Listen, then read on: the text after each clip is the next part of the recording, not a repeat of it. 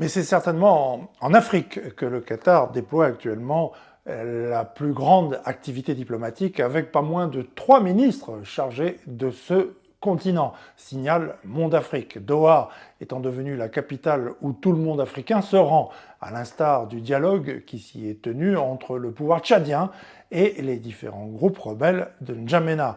Mohamed Ben Abderrahmane Al Thani s'est montré également très actif en Afrique de l'Est, Éthiopie, Mozambique, Somalie. C'est en Afrique centrale qu'il a essayé de jouer les bons offices pour réconcilier la République démocratique du Congo et le Rwanda.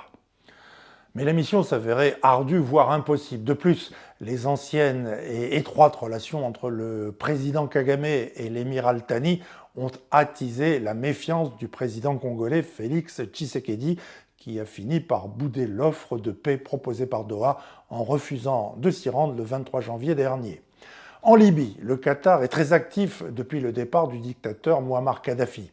Après avoir aidé le camp de Tripoli, menacé par les visées du maréchal Haftar, soutenu par les Émirats arabes unis, le Qatar joue désormais les médiateurs en tentant un rapprochement avec son adversaire d'hier, l'Égypte du maréchal Sissi, pour trouver une porte de sortie au chaos qui dure depuis 2011. Un véritable saut de génération s'est produit au Qatar avec l'accession au pouvoir de l'émir actuel Tamim Ben Hamed Al Thani et la nomination dans la foulée de Mohamed Ben Abderrahmane Al Thani comme vice-premier ministre puis premier ministre. La France n'est pas en reste, le Qatar vient de signer avec le groupe Total 2 accords gaziers sur 27 ans.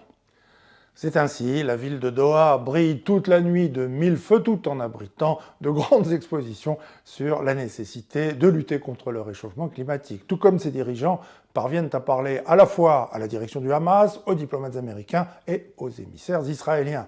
Comme le souligne Monde Afrique, le Qatar est sans doute le seul pays sur la planète à avoir réussi, dans la terrible crise que connaît le Moyen-Orient, à parler à tout le monde. À très vite sur Monde Afrique, évidemment.